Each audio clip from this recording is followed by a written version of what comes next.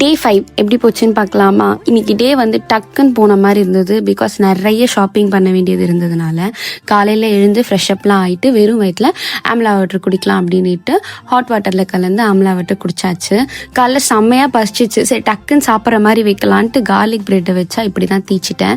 சரி இதை சாப்பிட்ற வரைக்கும் சாப்பிட்டுட்டு ஒரே ஒரு சீஸ் டோஸ்டி சாப்பிட்டுட்டு நம்ம ப்ரோட்டீனுக்காக ஆம்லெட் எடுத்துக்கலாம்னு ஆம்லெட் எடுத்தாச்சு. அப்புறம் ஃபர்ஸ்ட் செட் ஆஃப் ஷாப்பிங்காக போயாச்சு. வீட்டில் எனக்கு வந்து தட்டே இல்லை.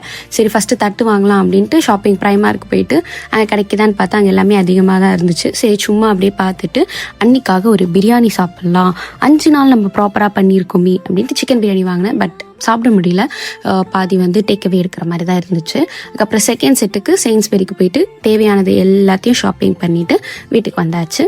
அப்புறம் இன்றைக்கான ஃப்ரூட் சாப்பிட்ணுன்ட்டு ஒரு ப்ளூபெரியும் அப்புறம் நைட்டுக்கு ஹோல் வித் பராட்டாவும் பட்டர் சிக்கனும் செஞ்சு சாப்பிட்டு டேவை முடிச்சாச்சு.